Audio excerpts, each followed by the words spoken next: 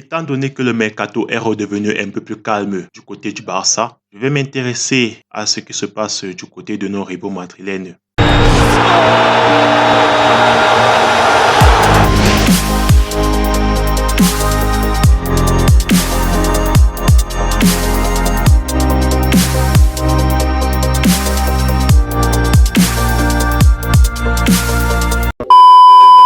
Bonsoir à tous, bienvenue sur la chaîne Le Classico. Pensez à vous abonner, à liker et à partager si jamais vous aimez mon contenu. Dans cette nouvelle vidéo, nous allons traiter un petit peu de l'actu du Real de Madrid.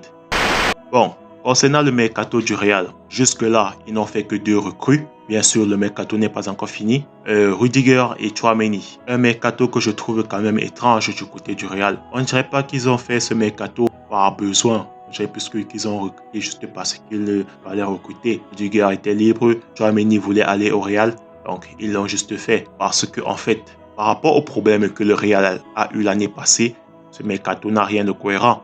Ils recrutent Rudiger, alors que la défense est déjà l'un de leurs principaux points forts. Et Tchouaméni est censé remplacer Casemiro, alors que Casemiro est encore jeune. Je pense qu'il lui reste encore 3-4 saisons au plus haut niveau. Et s'il n'est pas là, Valverde a prouvé qu'il pouvait dépanner à son poste. Du coup, le recrutement de Tchouaméni ne me paraît pas si pertinent que ça. De même pour Rudiger. Mais cependant, ça n'enlève rien au talent des deux joueurs. Ce sont tous les deux de bons joueurs qui apporteront sûrement au Real de Madrid durant toute la saison. Mais ce n'était pas vraiment une nécessité. Pour moi, si j'étais directeur sportif du Real, je me concentrerais beaucoup plus sur l'attaque. Parce que, comme on l'a vu sans Vinicius et Benzema, l'attaque ne tourne plus. Et sans Benzema, c'est la catastrophe. Comme on l'a vu durant le Classico l'année passée où ils se sont mangés 4-0. Donc, pour moi, si j'avais eu vraiment l'argent que le Real a, je serais allé au Bayern essayer de faire le forcing afin de recruter Kingsley Coman ou Serge Gnabry, 2 ailiers droits. Parce qu'on sait que Vinicius évolue sur le côté gauche, Benzema au centre.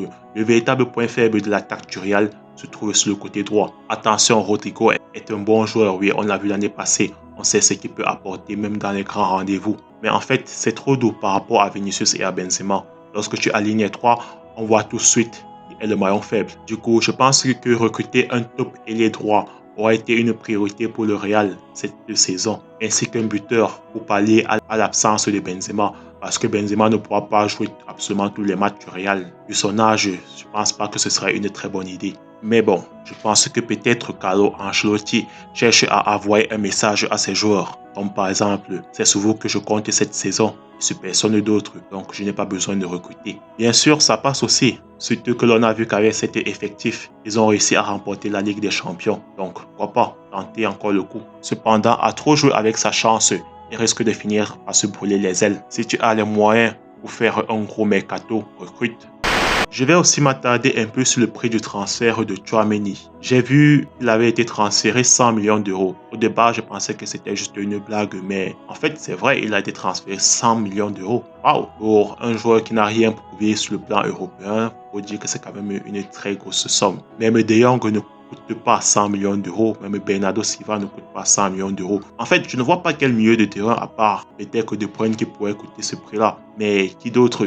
Est-ce que vous voulez me dire que Tchouaméni a le niveau de De Bruyne? Moi, je reste très sceptique. De par les matchs que j'ai pu voir de Tchouaméni durant la saison passée, je vais être franc, je ne suis pas énormément de matchs du joueur, mais j'ai vu à peu près tous ces matchs avec l'équipe de France. Je peux admettre une chose, c'est que c'est un bon joueur. Il s'agit véritablement d'un crack. Cependant, est-ce qu'il vaut 100 millions d'euros? Ah, là c'est compliqué. On va me parler du potentiel. Mais moi, j'ai toujours un souci avec cette notion de potentiel. Le potentiel n'a véritablement de valeur qu'une fois qu'il est concrétisé. Si tu me dis par exemple que j'achète un attaquant à 100 millions d'euros, un attaquant qui a marqué 5 buts durant la saison passée à 100 millions d'euros, en misant sur son potentiel, tout en me disant que plus tard, peut-être que dans 5 ans, il en marquera 40. Moi, je vais te dire, tu es fou.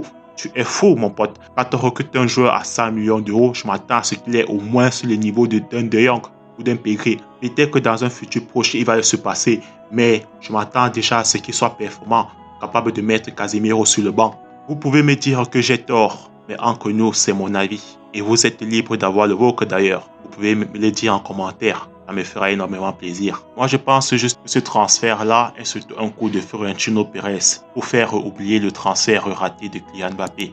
Moi, je ne vois que ça. Sinon, encore merci d'avoir regardé ma vidéo. Pensez à vous abonner, à liker et à partager si jamais vous aimez mon contenu. Encore merci à vous. Ciao.